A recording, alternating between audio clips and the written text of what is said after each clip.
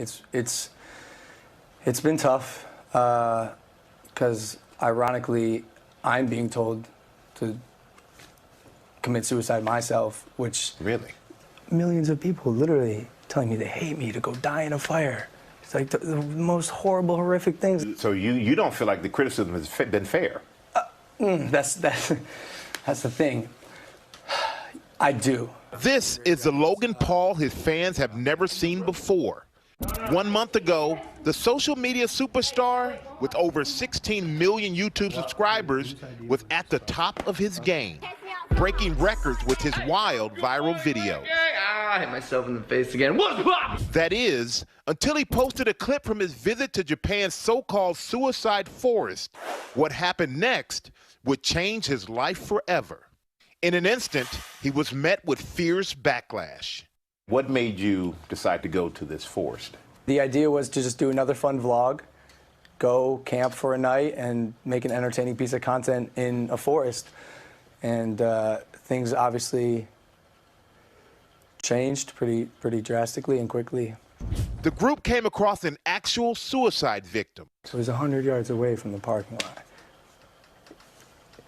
It doesn't make any sense. And I believe it happened for a reason. And I think that reason is so I could take this experience, learn from it, spread the message the right way about suicide prevention and suicide prevention awareness. And so did you know, let's fast forward a little bit. So you go and you film it, and you film it, then you edit it, and then you put it out there for the world to see. Yeah. And was there a point when you said, maybe this is not a good decision. Maybe I should not show that. Yeah. The idea was to shock and show the harsh realities of suicide and get people talking about something that I don't think people are talking about much.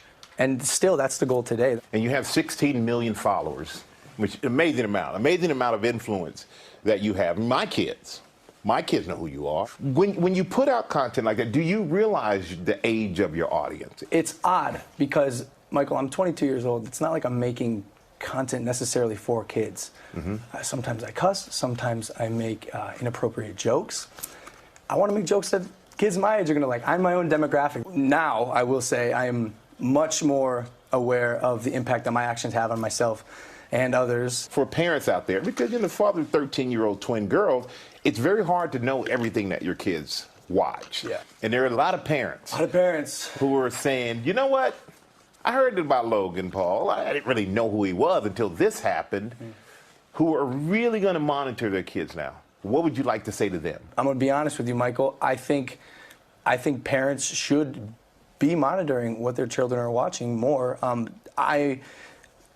Every parent I meet whose kids are under the age of like 12, I go, hey, you let your kids watch my stuff? And they go, yeah, what am I going to do? But at the same time, it's not like I'm a bad guy. I am a good guy who made a bad decision. Google Preferred dropped you from their service. Yeah. Do you think that was fair of them to do? I understand that they needed to take a stance. And while I don't necessarily maybe agree with it, I do respect it. I do respect it. But how does that affect your bottom line? Want to know the real answer? Yeah, of course. It hurts, but it's not like I'm drowning.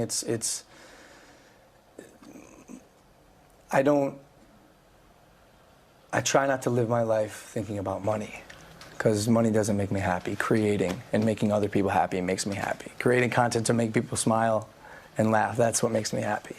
So you did the Suicide Be Here Tomorrow. So what was that project about? Michael, I've gotten to meet the most incredible people and have the most incredible conversations. And in fact, that's one thing I don't regret about this whole experience is I would have missed out on making these relationships and getting this education. One of the things I'm learning, which actually pertains to me as well, is crisis passes.